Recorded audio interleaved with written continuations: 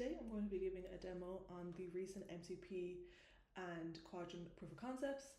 To start, I have an OpenShift cluster with both Kuadrant and MCP server installed. This brings us to our first proof of concept, which is tool aggregation.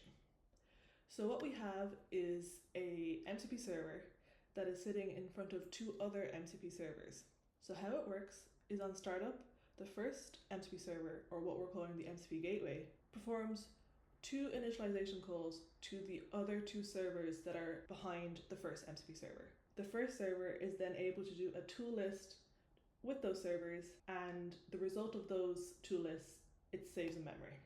What this then allows is an MCP host with an MCP client make a connection with this MCP gateway or the first MCP server via gateway APIs, gateway and HTTP route. So instead of having multiple gateways and multiple HTTP routes serving multiple servers, you can have the one gateway and the one HTTP route with the one backend.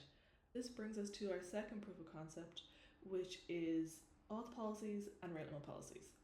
So you may have seen the demo before where I show you the traditional auth policies and rate limit policies, which is just authenticating the MCP server and rate limiting if you're not authenticated. With this new proof of concept, we've built upon those already pre-existing policies with no changes to Kuadrant and allowed us to perform tool authorization and tool rate limit policies. So a little bit of context on MCP is there is a streamable HTTP and there's only one endpoint. So where in the past with Kuadrant where you would have loads of requests coming in and many different endpoints, so you could have different auth and different rate limit policies on each endpoint, with MCP you can't do that. So that had to allow us to kind of think outside the box and decide how could we actually perform authorization and rate limiting on specific tools.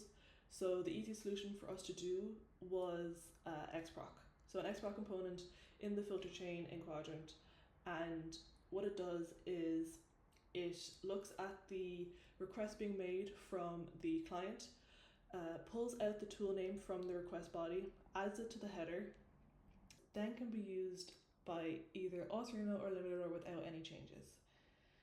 We originally were going to go with a WASM component, but we found out that timing is a bit of an issue. So when a request headers handler in the WASM module was complete, the headers were transmitted to the upstream server before the request body was processed by the WASM filter. So this is actually like expected behavior of WASM, but didn't allow us to do what we wanted.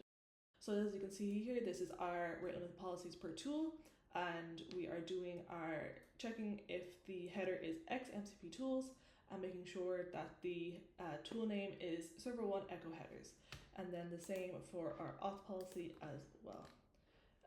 X MCP tools for the header and then server1 echo headers. So I'm going to show this in action. I have MCP inspector installed with authorization and the API key. We're all connected. So this is also allows me to show the tool aggregation. So you can see here you have the gateway info tool, which is the first server, or sorry, the first MCP server or the MCP gateway, and you have the two other servers tools as well. So these are all the tools aggregated that I showed you before. So as you can see, the user has no access to gateway info or server1 echo. I'll do test. Doesn't have access. They only have access to server1 echo headers. To show the rate limit policies, I'm just going to run this a few times and you can see that eventually I'll be rate limited. If you have any questions, please let us know. We have a repo with all this as well, so if you want to try it out for yourselves. Thank you very much.